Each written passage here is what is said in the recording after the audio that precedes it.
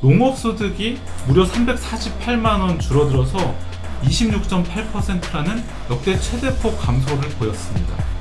부디 윤석열 정부가 이 부분과 관련해서 국제해양재판소에 적극적으로 제소하는 이런 모습을 좀 보여주시면. 네, 반갑습니다. 최근의 농업 동향을 한눈에 알 수 있는 농정넷 이슈 브리핑 9번째 시간입니다. 진행을 맡은 저는 경북의 백성환 농사꾼 이영수입니다. 반갑습니다. 네, 오늘 또 저희들 세 가지 소식을 전했는데요. 우선 첫 번째 소식을 전하기 전에 오늘 아주 귀한 분을 모셨습니다. 우리 송원규 박사님을 모셨는데요. 송원규 박사님 자기소개를 간단히 좀 부탁드립니다. 네, 반갑습니다. 저는 지금 농정넷 정책실장을 맡고 있고요. 농식품경제학을 전공을 하면서 벌써 13년째 현장 중심의 농업정책 연구를 하고 있습니다. 궁극적으로는 우리나라와 전 세계적으로 식량 주권을 우리 농민과 시민을 위해서 어떻게 실현할 것인가, 그 관련한 정책에 관심이 많이 있습니다. 만나뵙게 돼서 반갑습니다. 예, 와주셔서 너무 고맙고요. 농정넷 이슈 브리핑의 이제 퀄리티를 점점 높여가고 있습니다. 우리 송원규 박사님까지 모시고 또 이후에 또 자주 또 출연신 고맙겠습니다. 첫 번째 소식 한번 전해보도록 하겠습니다. 22년도 농가경제조사를 했는데 그 결과가 농업소득이 역대 최대폭으로 감소했다, 이런 이야기가 있는데요. 좀 이해하기 쉽게 좀 설명을 좀 부탁드리겠습니다. 예, 통계청에서는 매년 농가경제조사 결과를 발표하고 있습니다. 2022년도 결과가 지난 18일에 발표가 되었는데요.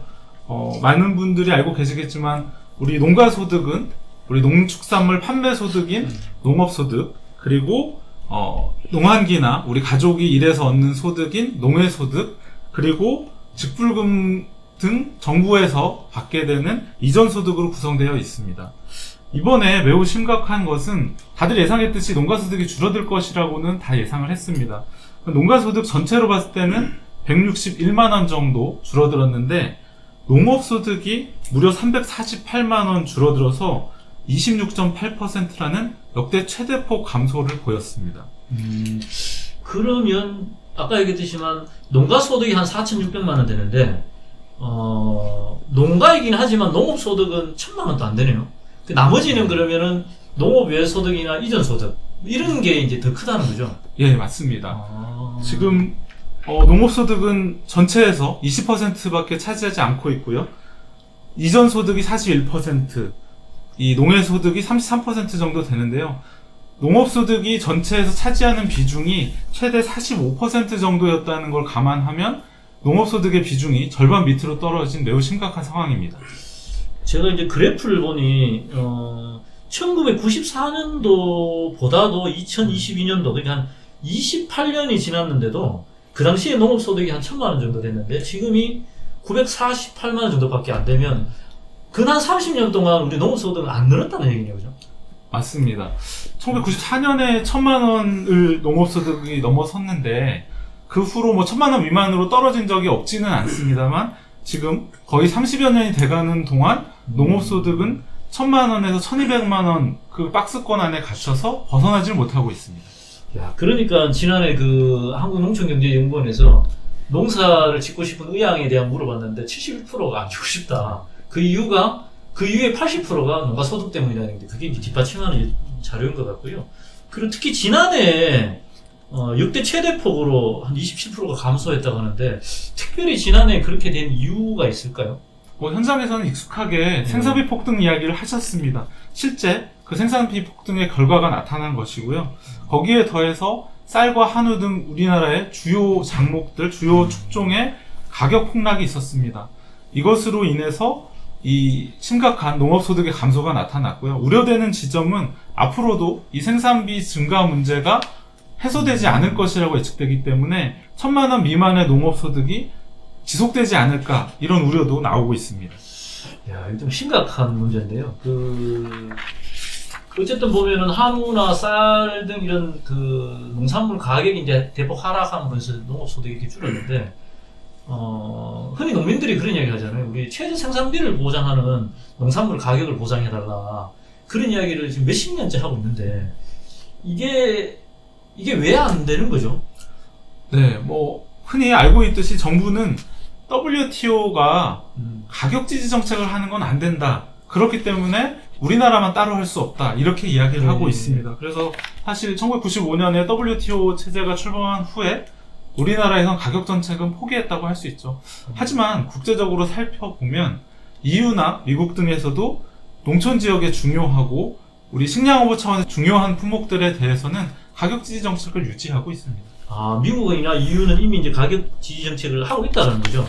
네, 그렇습니다. 무역 왜곡이 된다고는 하지만 그들도 유지하고 있는데 우리나라만 하지 않는다. 뭐 그런 생각은 전혀 할 필요가 없습니다.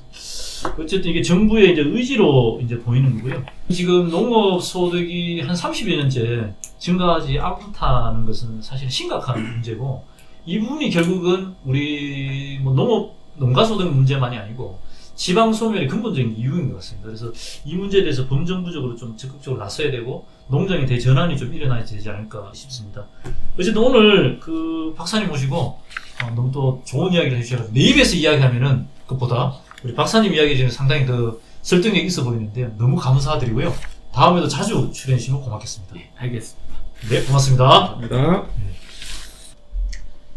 네, 두 번째 소식입니다. 후쿠시마 방사성 오염수 투기와 관련된, 일본의 투기와 관련된 이야기를 드리도록 하겠습니다. 워낙 지금 언론 보도에도 많이 나오고 민감한 문제인데요.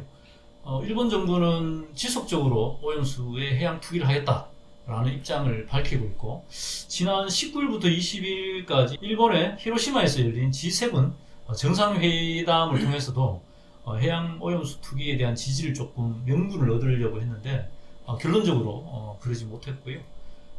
우리 윤석열 정부에서도 한국의 시찰단이 21일 날부터 일본에 가 있습니다. 근데 이 시찰단의 기능과 효용성에 대해서 많은 국민들이 우려를 하고 있습니다. 이유는 시찰단이 가서 그 오염수를 직접 채취할 수도 없고, 또 일본 정부가 민간인 시찰단의 구성에 강하게 이제 반대했고, 그래서 오히려 아무것도 할 수 없는 들러리로 오히려 일본의 해양 오염수 투기의 명분만 강화해 주는 거 아니냐, 이런 우려를 상당히 지금 하고 있는 상황이고요. 일본의 해양 오염수, 후쿠시마 오염수 관련해서는 안전하다고 믿을 사람은 아무도 없는 것 같습니다. 그리고 명분적으로도 일본이 예전에 이제 러시아에서 지금의 한 1300분의 1도 안 되는 900톤 가량을 그 원자 핵 오염수를 해양에 투기하려고 할 때 굉장히 반대를 했습니다. 근데 지금 자기들이 이제 하려고 하는 문제와 관련해서는 명분이 없는 것이고요. 그리고 또 한편으로는 이게 반감기가 있습니다. 아시겠지만 한 30년 정도 되면 반감기가 되는데, 지금 한 18년 정도 돼서 자국에서 조금 더 반감기를 가지고 자체 노력을 할 수 있음에도 불구하고 비용의 문제를 때문에 국제적인 이런 피해를 준다는 것은 명분이 없는 일이라고 생각합니다. 우리 윤석열 정부가 이 문제와 관련해서 국민을 설득하기보다는 일본을 설득하고 오히려 국제해양재판소에 제소를 해서 그렇게 되면 해양 투기는 일단 막을 수 있다고 합니다. 부디 윤석열 정부가 이 부분과 관련해서 국제해양재판소에 적극적으로 제소하는 이런 모습을 좀 보여주시면 좋겠다. 국민의 생명과 안전을 우선시해야 되는 게 국익이라고 생각합니다. 예, 세 번째 소식입니다. 농협중앙회장 연임법에 국회 농해수위 통과 관련된 소식입니다. 농협중앙회장을 연임하겠다라는 법안이 이제 제시되면서 농업계 내에서도, 그리고 또 일반 국민들에게도 여론이 상당히 안 좋았는데요. 그럼에도 불구하고 지난 5월 11일 날 국회 농해수위 전체 회의에서 농협중앙회장 연임을 허용하는 농협협동조합법 개정안이 이제 통과가 됐습니다. 이와 관련해 가지고 농업계의 반발이 상당한데요. 또 그만큼 농협중앙의 물밑 작업이 많았지 않나 봅니다. 여기서 농협중앙회장이 그러면 왜 연임을 하면 안 되느냐라는 이야기인데요. 이제 여러 이유 중에 있겠지만은 농협중앙회장이 연임을 예전에 하다가 2009년도에 단임제로 바뀌었습니다. 이유는 농협중앙회장의 권한이 너무 막대하고, 그리고 또 거기에 대한 부정과 비리, 부패가 너무 많다 보니 국민적 여론의 직면에서 고육지책으로 내놓은 것이 이제 단임제였습니다. 근데 여전히 그때와 비교해서 중앙회장의 권한이라든지 부정 부패에 대한 근절 대책이 전혀 마련되지 않은 상황에서 슬그머니 연임제를 꺼낸 데 대한 비판이 강한 것이고요. 또 한편으로는 그 연임의 대상이 현행 그 이성희 중앙회장부터 연임에 적용하겠다. 흔히 얘기하는 셀프 연임법이 되다 보니 더더욱 이제 비판을 많이 하고 있는 것 같습니다. 어쨌든 중앙회장 연임법과 관련해 가지고는요, 우리 농업계뿐만 아니고 국민들의 여론이 사실 굉장히 부정적인 이유가 있습니다. 그래서 농촌 농민들을 위해서 농협을 근본적으로 개혁하는 방안을 먼저 제시할 게 필요하고요.